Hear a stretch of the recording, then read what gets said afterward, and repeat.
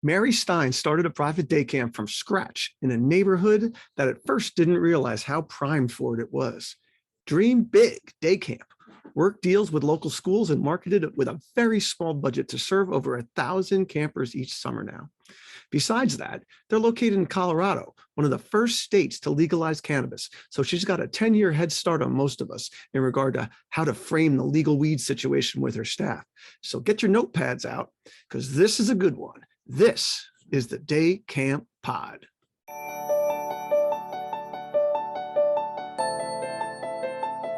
Welcome back, everybody, to the virtual home for discussion, stories, and best practices for day camp pros around the world. This is Andy Pritikin, Director of Liberty Lake from the Philly suburbs of New Jersey. This is Sam Thompson from Crystal Lake Park District, Crystal Lake, Illinois. And we have with ourselves, I'm going to introduce you in a second, Mary. Hang on a second. We have with ourselves a very special guest all the way from, I guess you'd say, the greater Denver area, right? Mm-hmm. It's Mary Stein.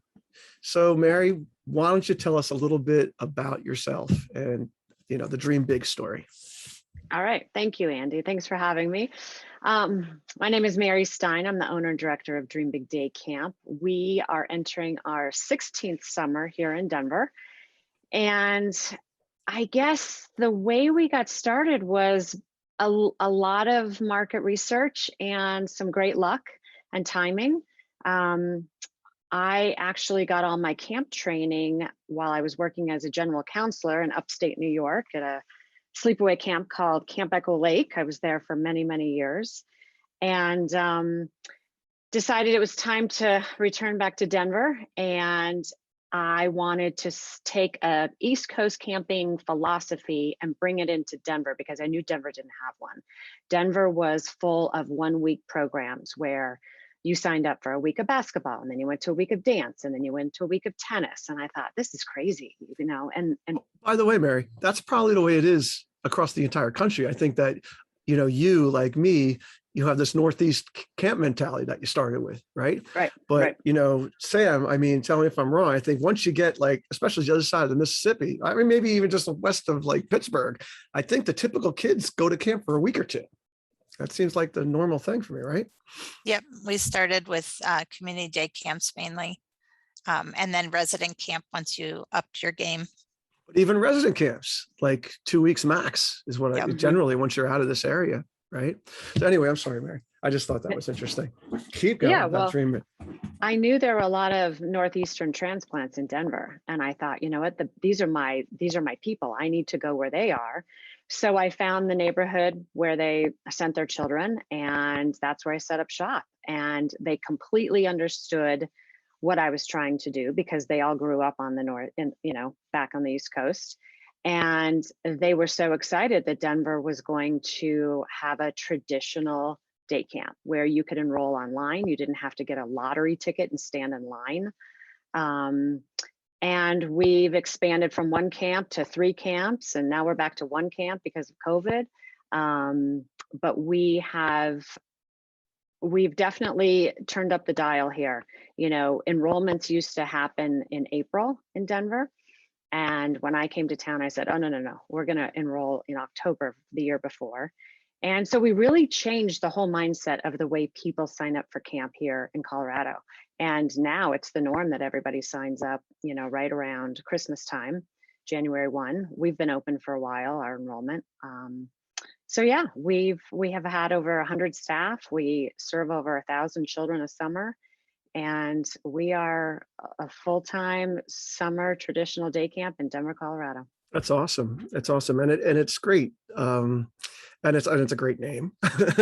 And so I think this is really interesting for our listeners out there that are contemplating maybe one day starting out on your own and starting your own camp. And, ACA, the national organization, had a thing about 20 years ago. They called it the 2020 thing. It was, well, let's get 20,000 camps going by the year 2020. And I guess they sort of bailed on that at some point. But my point is, you can start a camp, right? There's plenty 100%. Of kids out there. There's plenty of neighborhoods, like where Mary's camp ended up being, that need, number one, childcare. right? I mean, yeah, it's nice if you can get some East Coast transplants that understand what day camp is, but regardless of that, people want what we have to sell. And after this that pandemic thing that we experienced, right, where everybody was stuck in their bedroom staring at screens, now all of a sudden the proposition for people who never experienced camp before is way more nice. That cost balance benefit thing in their head is all of a sudden tilting our way. And what I also like about Dream Big is that a lot of people think, well, my camp, I mean, you said it yourself, Mayor, you had your formative camp training at Echo Lake, which is like the quintessential out of a movie kind of camp. Yet when you guys found a place for Dream Big, you ended up finding a school to rent, right? Which doesn't look anything like Echo Lake, right? No lake, but for starters, but so you can run a camp in a park, at a school. You could rent anything and have a camp, because we know that camp is about the relationships that we all form. So anyway, getting philosophical, I want to get nitty gritty with you because you talked about market research and stuff. So when you guys were thinking, let's start a camp out here in the Denver area, can you sort of take us through like the beginnings of it and like how you actually were thoughtful and intentional about it? Yes. We actually looked to see the fastest growing counties in the country, and Douglas County was number 7. So we thought, great, we're going to start our summer camp in Douglas County. So we moved to a neighborhood in that county, and we took about a year or two to settle in and to figure out, where we were going to go. And I was sitting at the pool one day with some moms, and I overheard them say that they had year-round schooling. And I thought to myself, oh my gosh, how am I going to open up a day camp if they're in school all summer? So I felt pretty stupid, and so had to regroup and decided that, and at the time my children were going to a preschool in Denver. It was at a temple. And so I went to the temple and I met with the director there, and I told her what I was planning on doing. And she said, oh, no. She said, this is your neighborhood. So immediately, moved into her neighborhood. We already had the connections with the families in the school, which was very helpful, but we needed a site. And we knew that we did not want to own our own property, just because that was not our business model. We didn't want to own our own property. We didn't want to have to carry it 9 months, in the off season. So what we did, and by the way, pay a huge mortgage. Don't forget that. That's a big part of starting a camp. And you know what? There's no land in Denver to build a camp on. So what we did was we contacted Denver Public Schools, and we had multiple meetings with them, and we said, look, we want to rent your facilities that are sitting dormant, and we want to run children's camps out of them. And they said, well, we don't do that. And we said, well, you know what? Why don't you give us a try? Give us a 1-year contract. And you know what? By the way, we'll scholarship a bunch of children in your school district, and we'll run a camp for them. We'll scholarship all of them, and we'll make this a win-win for everybody. After many, many, many negotiations and meetings, they finally agreed to go into business with us. Now, they're not entrepreneurial at all. So we had to teach them about, wait, all we want is to sign a lease. We'll pay you money. We'll use your facility, and then we're going to clean it up, pack up, and leave before your teachers come back to school. So we were the very first outside business that Denver Public Schools ever contracted with to run a program outside of their own roof. Yes. Wow. And did you have to do arm twisting with this? Oh yeah. Oh yeah. Yes. So you had to go to board meetings and stuff like that? We had no board meetings, but we got some individual meetings with some people who were making the decisions, and they just didn't understand the value of summer camp. And they had their own camps, but they weren't very good, with all due respect. And we had to really sell them. And there were a couple of times where I thought, this is not going to happen. But we just kept at it, and we were respectful, but yet very diligent. And we finally got the go ahead. And the gentleman who was in charge of community usage, he says, look, I'm going to take a gamble on you. And if this doesn't work, this is never going to work again. And so when we held that scholarship program at the end of the summer, he brought in a bunch of bigwigs from Denver Public Schools, and they saw what we were doing. And that was a hook, line, and sinker after that. And we've been with them for 16 years. And since expanded to other schools, but now the other schools are private schools, which I will tell you is a little bit easier because they have more control over what they can do. Right. Although their capital improvements are always happening in the summertime. So you have to be, you got to be really flexible and adaptable when you go to a public or a private school. But the public schools are great because they have so many facilities, but you've got to have a component of your program where you're going to give back to them. And it's not only in leasing costs, but it's how can we make this a win-win? Let me take some of your, your most fragile families and children, or kids with disabilities, or, look, every child deserves to go to camp, whether they can afford it or not. And so we are always raising money for some sort of program in the DPS program. So it works. And now there are hundreds of organizations that lease rooms and properties from Denver Public Schools because we trailblazed it. And I feel pretty good about that. Absolutely. I'm in my schools as well. And the way you handled yourself set it up for everyone else. If you had come in and messed it up, it would have ruined it forever. But I remember those board meetings in the beginning, trying to convince them that it was the same kids they had during the year. We were helping their kids. We were extending it for them, and they do all their capital projects in the summer. And so you're switched around or working around paving and whatnot every summer. But yeah, I feel your pain. It's super impressive, Mary, because from a private camp perspective, it's a heck of a lot easier to be Sam Thompson and be like, hey, we're from the Park District and when you come in and you're like, hey, I'm this New Yorker that just moved to your area that wants to start a camp and take the money from your families. Like, you know what I mean? Like, it's hard not to be seen as a carpetbagger, in some ways. Oh. And that's why it's super important to do, as you mentioned, to figure out some kind of strategy of almost whether it's a percentage or a certain amount of families or whatever every single year. It just helps validate it so much. Well, you're right, Andy. And to extend that into the winter, you are donating to their auctions. You are buying, sponsorship, your signage. You are still pouring money into that property because A, you value your relationship. You want to serve their families. Everybody needs childcare in the summer. And you know what? It feels good to give back. These teachers work so hard. And, if you can buy an air conditioning unit for their classroom, do it. If you can be a part of the auction and donate 3-week sessions for some families, you do it. You scholarship the kids who, need it the most.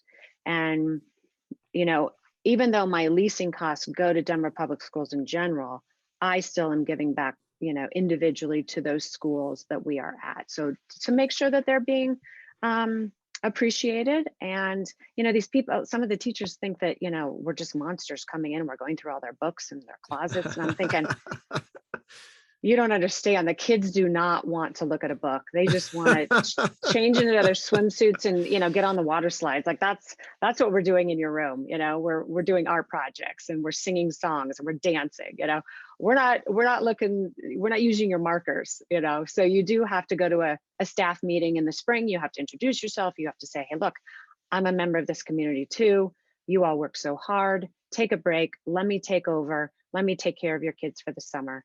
And I think that helps a lot too. Just to see that you're a normal human being and not out to, like a parasite. Over. Right. That's right. Yeah. I mean, I think the operative word here is partnership, right? Yes. At any camp that sets up in any neighborhood, and sleepaway camps is a little bit different. They're in the middle of nowhere. They could partner up with this tiny little podunk town, right? But when you're in suburbia, and you're a day camp, you can't lose sight that the kids that come to you, you're changing their world and you're making the world a greater place through all those kids, 1,000 kids, blah, blah, blah. But the majority of the people in the neighborhood are driving past your camp going, I wish that my kid could go there. and they're not, and it can breed resentment. It's just human emotion, just what happens. And so you just have to really be thoughtful about this, because we all want to make camp, accessible to everybody. And we want everybody, like you said, to know the real you, Mary, that you're a kind, sweet person, and that you're not just this crazy business person that's trying to maximize profit. None of us would be in camping if that's how we actually felt. Right. So go ahead. Well, you talk about the community. We're in a neighborhood. We're in a very sleepy middle upper class neighborhood. And so we made flyers and we put them in everybody's mailboxes, introducing ourselves. And then I will tell you that we had some staff members that were speeding through the neighborhood to get to camp on time, or leaving camp at the end of the day and speeding through the neighborhoods. And I would get phone calls. And so we had a very harsh speeding policy that you do not speed through these streets, because everybody knows who we are. We all have on red shirts. You go to Starbucks across the street on your time off.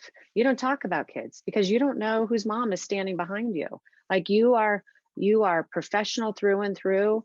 A half an hour before you get to camp and a half an hour after you leave camp, because you just don't know who's watching. And we work hard for our reputation. So we don't need one person to be at Starbucks complaining about a camper, and the neighbor overhears it and tells the mom. I mean, that's not what we're about.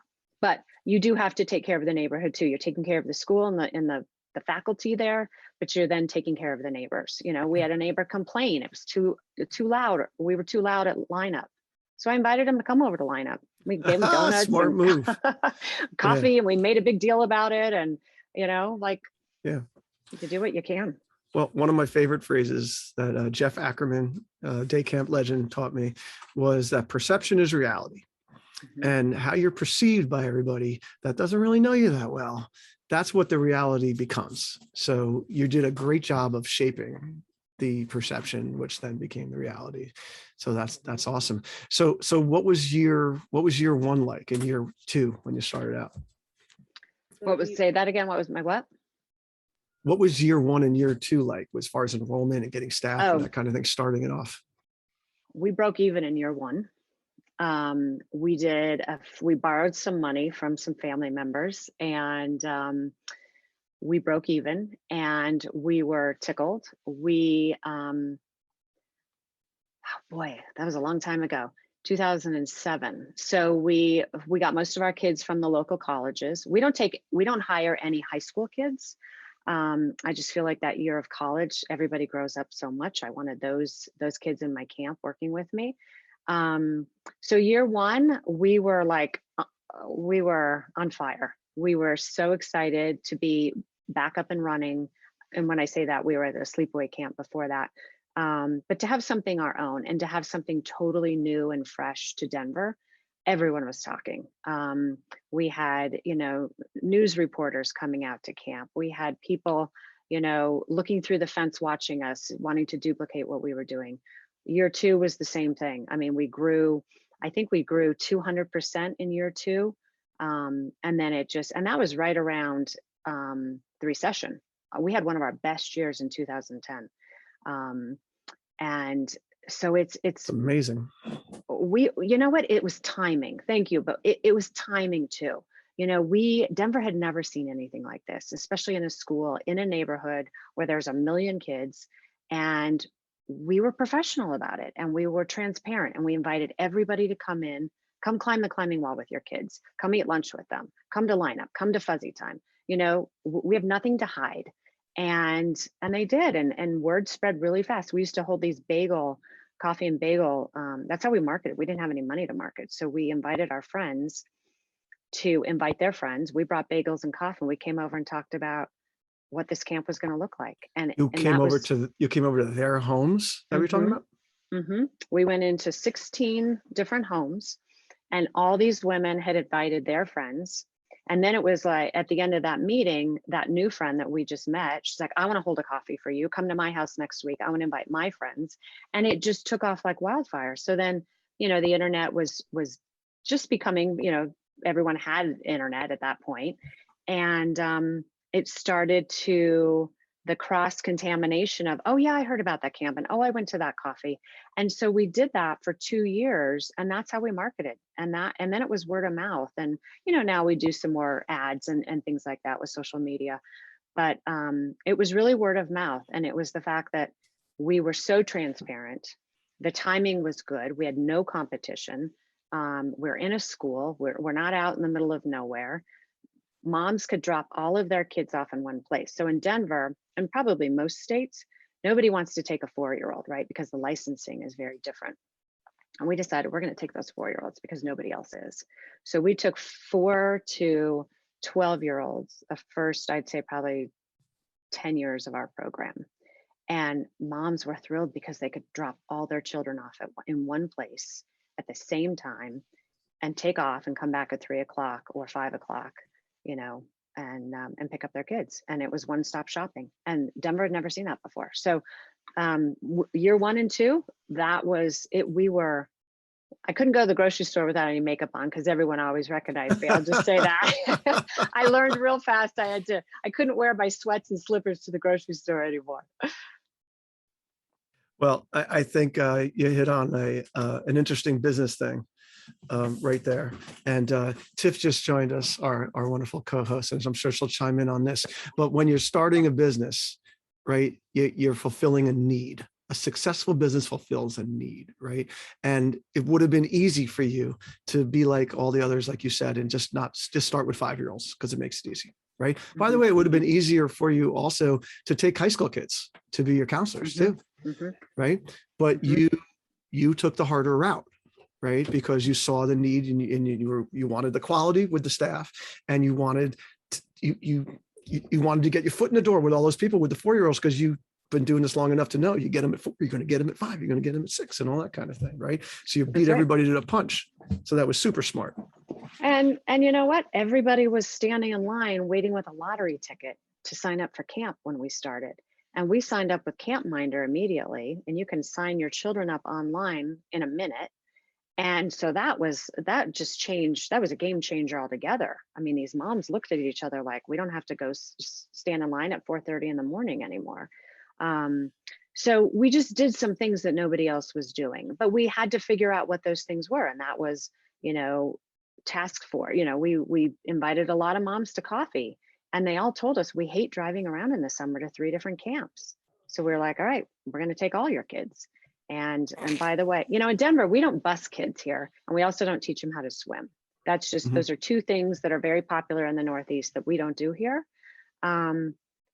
So we're exposing them to 20 other program areas that, a 5-year-old doesn't get exposed to. And we rotate them around every half an hour. The older kids get to pick some of their programming. You're doing shows, you're doing art exhibits and dance recitals, and you've got water slides because it does get hot here. We're not teaching swimming. And the other thing is I don't put them on the roads. If you have to take your children out, this is my personal belief.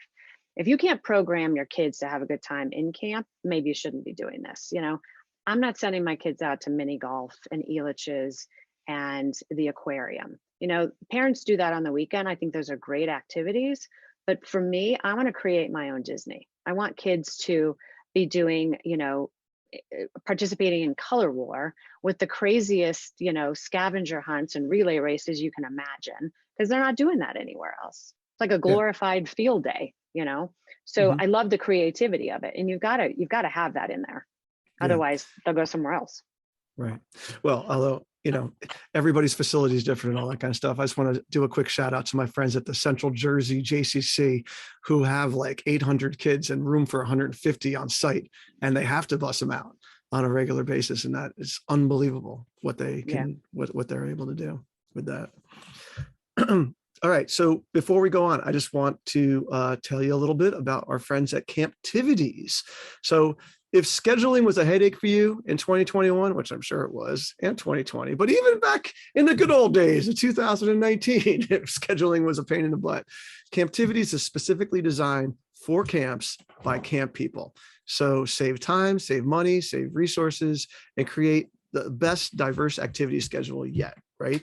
Check it out at camptivities.com, and you'll see that, when you create something technologically advanced, right, for your scheduling. It enables them to see all the different programs going on simultaneously, and they can find things that are available for groups that you would have never thought of, because it's artificial intelligence, people, basically. So, like it said before, this is designed by day camp people on the West Coast, up in somewhere between Los Angeles and Malibu up there. Pretty nice darn area. And they know what they're doing. So I'm checking out Camptivities this year. I hope you guys will too. Camptivities.com. All right. So moving on now, we're going to do a little bit of a pivot, because Mary, as we said, started her camp in Denver, 16, 17 years ago, or whatever. And then a few years later, they decided to legalize marijuana and cannabis. And so Mary became the canary in the coal mine for camps and the people in Colorado for how they were going to structure that.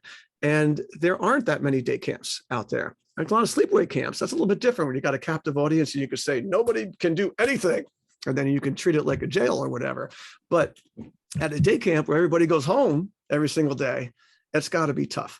So I wanted to ask Mary, and this is for all our sake, because they're legalizing it everywhere. And Sam and Tiff, it became recreational in Illinois recently. So what have you learned over the course of the last few years as you've sort of refined and people have gotten used to it at all, and how you deal with this in regard to your staff? Great question. I have to say that when I knew that we were legalizing marijuana here in Colorado, it did concern me. And so I reached out to my attorney and I just educated myself. I said, what does this mean for camp? Do I need to test my staff? What if I test them and they come up positive? Well, then what do you do? And then I spoke to some other camp directors in the area, mostly sleepaway camp people who, like you just said, Andy, a very different animal.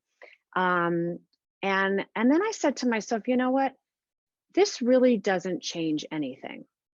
Because if you think about it, we are all watching our campers and our staff, and we are preserving the safety of our communities, whether it's emotional safety, physical safety. That is the number one job that we must do.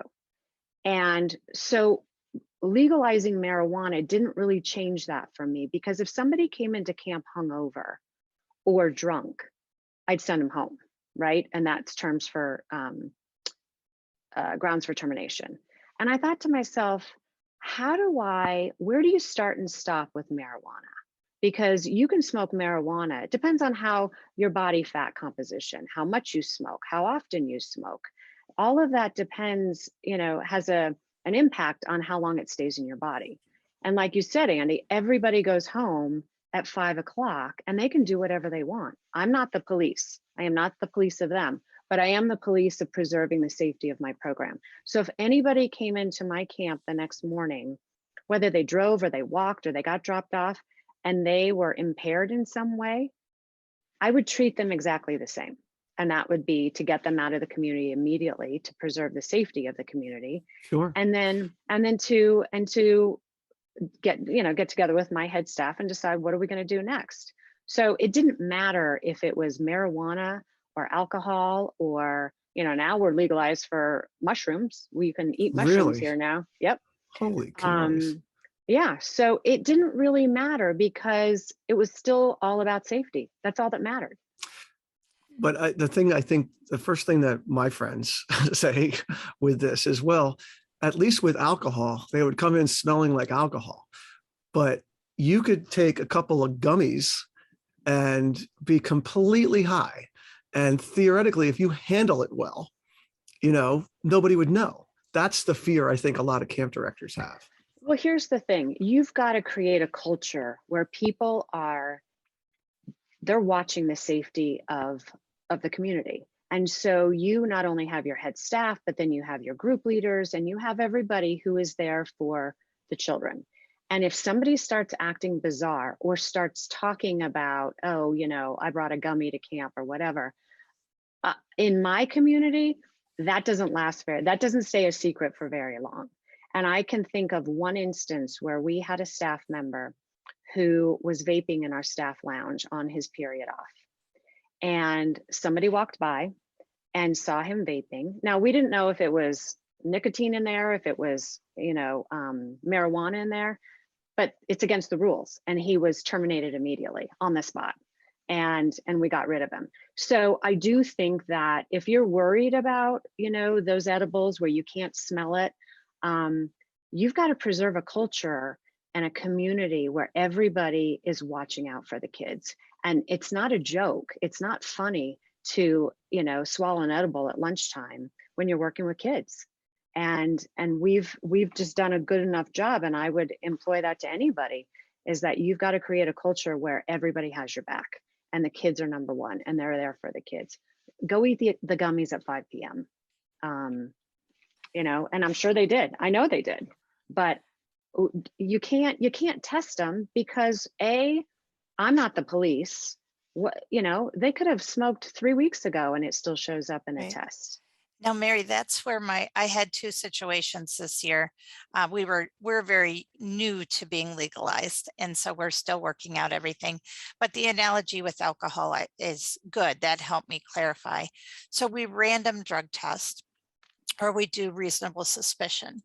So we had a new counselor who bragged to the other counselors that he was dabbing in the locker room at lunchtime. So of course, we said, okay, we're going to have our park policeman drive you in to get reasonably suspicion testing. And he said, I'm not going to pass. I'm out, fine, walk away from the job. So that was good. But then my second situation was a little hazier. We had somebody at my before and after school program, apparently at 3:30 in the afternoon, when he had worked at 6 in the morning, a teacher came to my supervisor and said, this morning, he smelled like he had been smoking marijuana. Well, now it's 8 hours later. And like you said, with the testing, you can't tell if they did it last weekend, if they did it today, if they did it whenever. And at 3:30, he didn't smell like anything. He didn't seem impaired in the morning. Do we have him go test, because now the test will be completely inconclusive. So when we did talk to him, and this is an employee who'd been here, 5-6 years and had never had a problem. It turned out that his roommates had smoked in the car and his clothes smelled like it, but it wasn't him. So that one's there's so many gray areas in that situation. I don't know what maybe your advice is for handling those kind of things. Well, I think interesting scenario, example. So if there's reasonable cause, right, you're going to have somebody go home and get them out of the community to preserve that safety. I had a mom who would come at Carline and she'd pick up her little girl every day at 3 p.m. And I'm in Carline every day, and she'd roll down her window to show me, her ID and her app. She reeked of pot.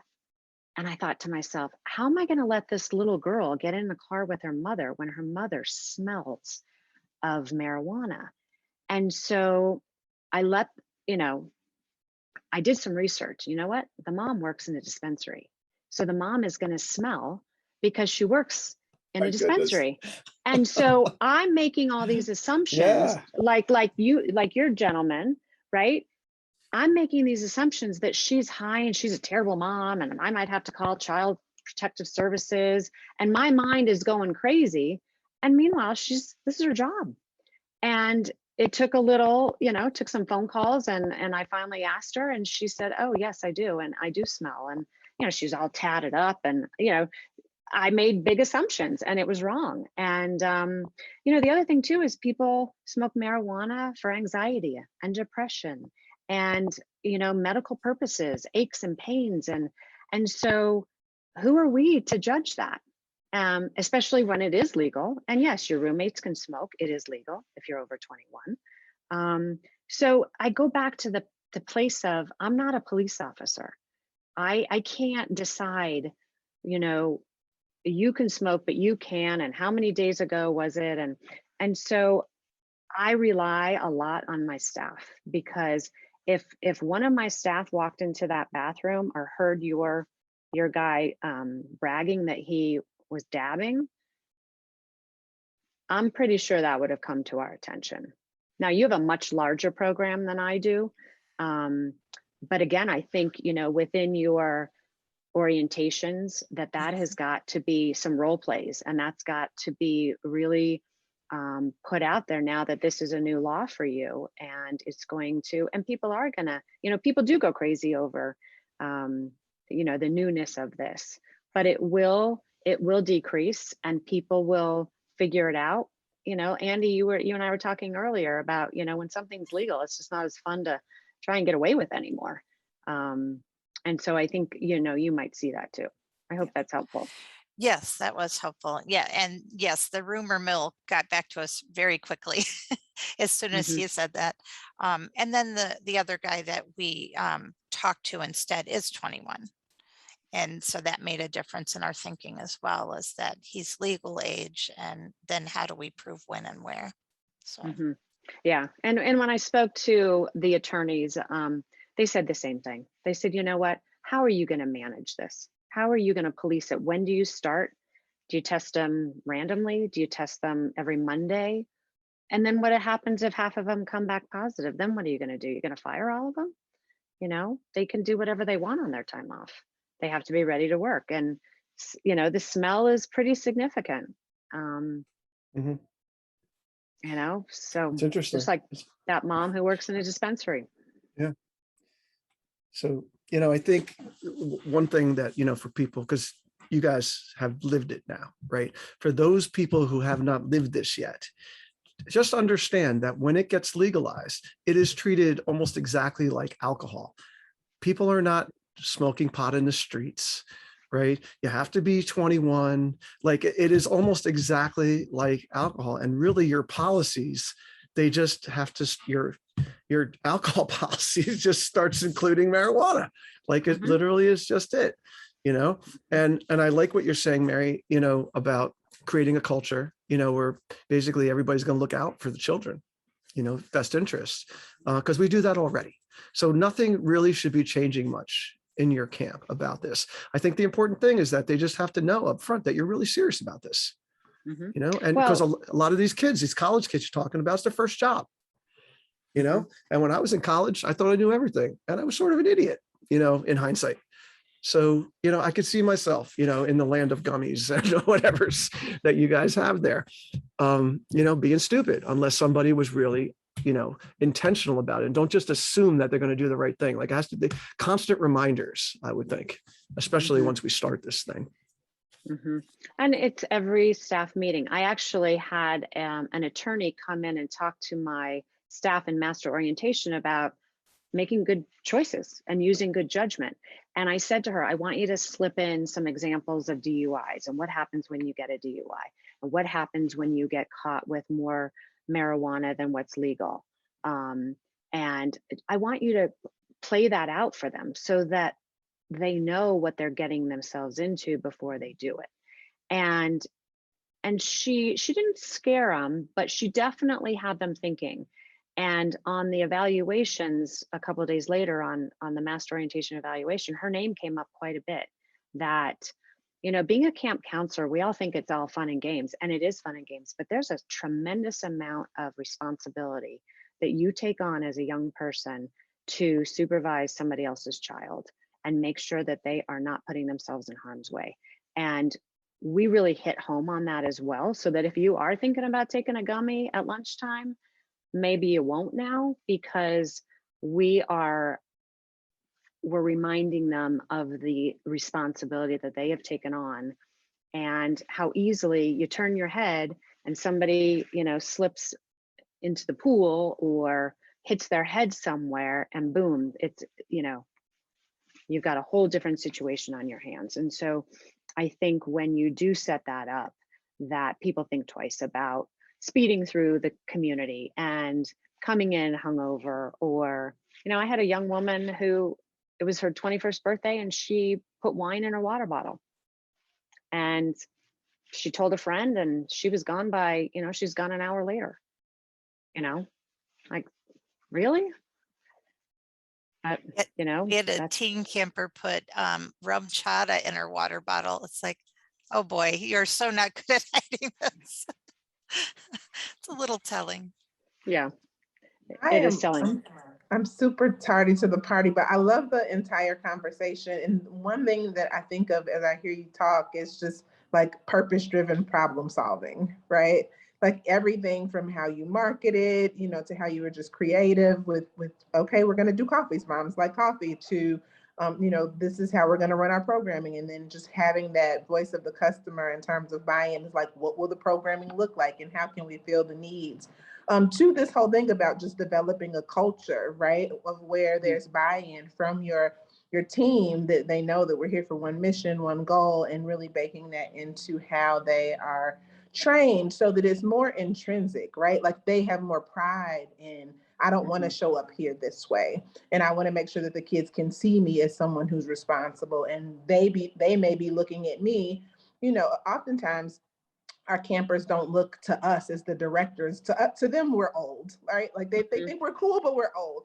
But when they're looking at the counselors, it's like that peer mentor. So they kind of can see themselves in the counselors very soon. So I think just a more proactive approach is what you're talking about, where it's built in at the beginning. Like, this is what happens here. You know, having, you know, joy in the job and pride in what you're doing, so that you're setting yourself up as a resource to the kids, so that there's a little bit of, you know, either, I don't want to say guilt, that's the wrong word, but like they would almost feel guilty if they showed up to work like that. You know, right. Recognizing that the kids are looking to them as, you know, big brother, big sister, what they could be like, what they want to be like. And, you know, they would think if the kids were, you know, doing pot or something crazy or borrowing their sister's stash, I would assume most of our counselors would be alarmed, like, oh my God. And so maybe just even looking at it and talking about it from that lens. And I think also for camp owners who are nervous about what may happen, you know, the idea of policing it is fake news. You can't control the actions of other people. But when you build in that buy-in, it's so much more, because it came from them, right? Now they have this sense of pride, and it's not like they set out, because I mean, in none of life has someone telling us we're not allowed to do something made us not want to do it.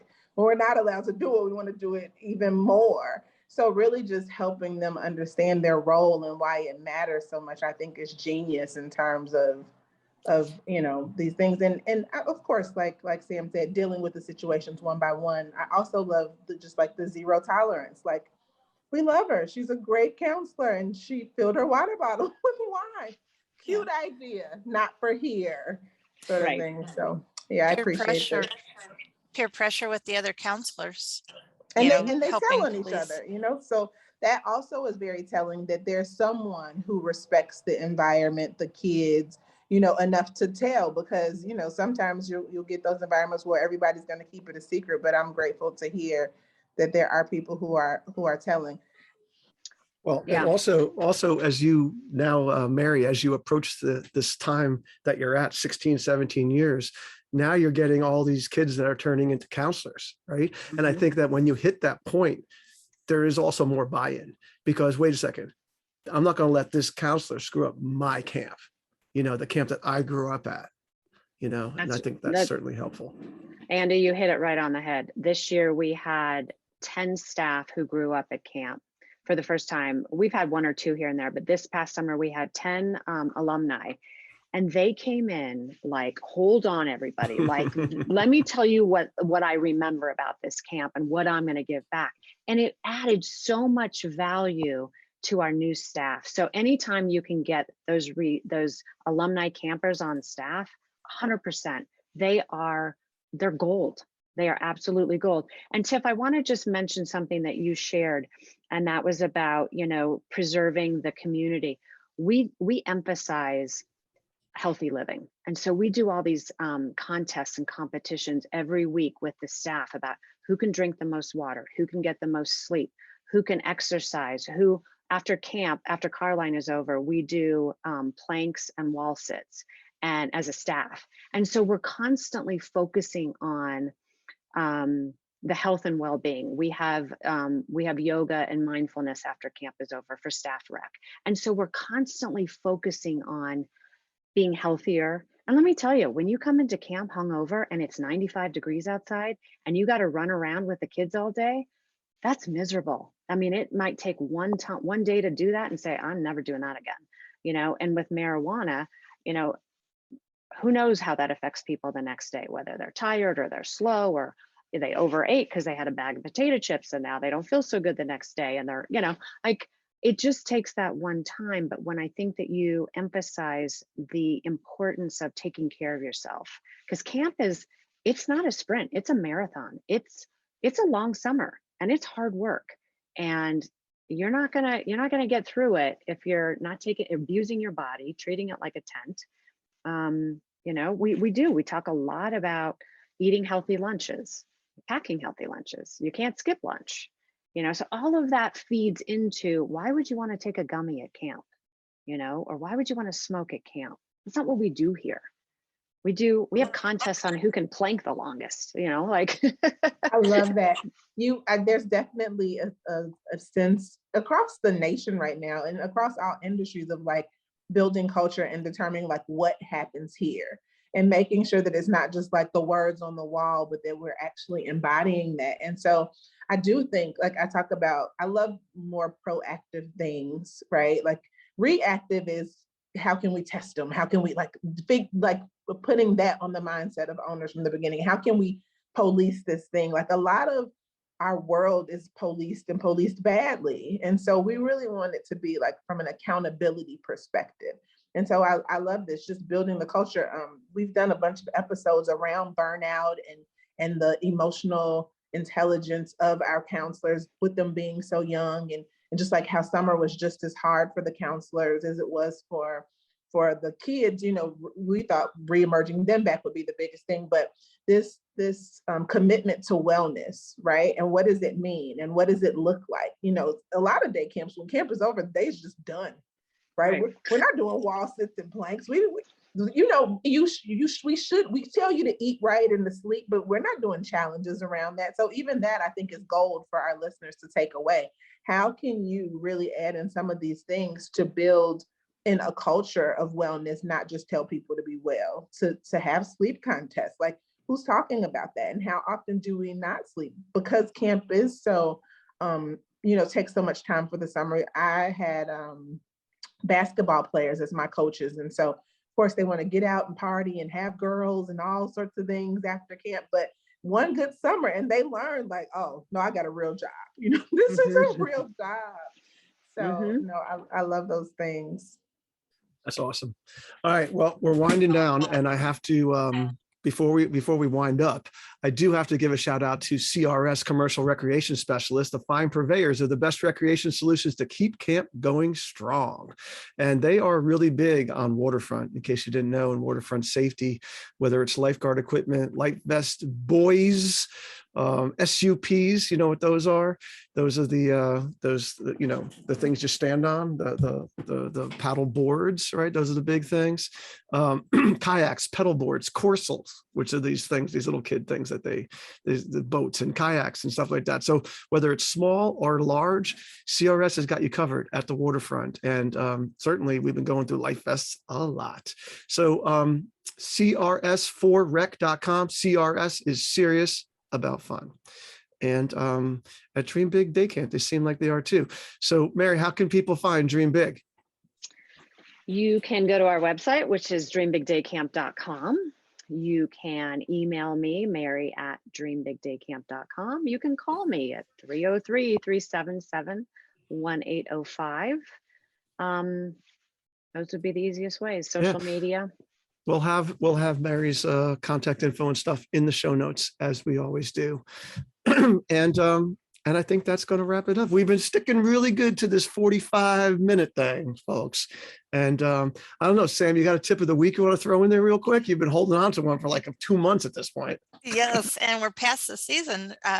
So people talk about what they want to do on the off season to earn money. And this summer we tried Friday the 13th adult only event. Didn't want to do it with the children, obviously, but we had over 1,000 people sold out and waitlist for 3 months up until the event happened. And that night we did we did archery, but with padded arrows. We did hatchet throwing at dummies, CPR dummies. We had several things like that going on.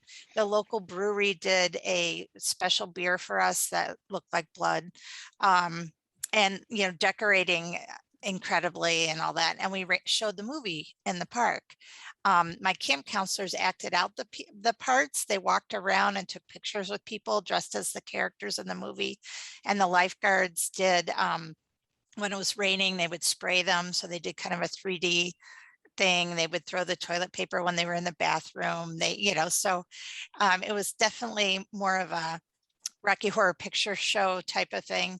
And then my director and the aquatics supervisor acted out the last scene where she's in the canoe.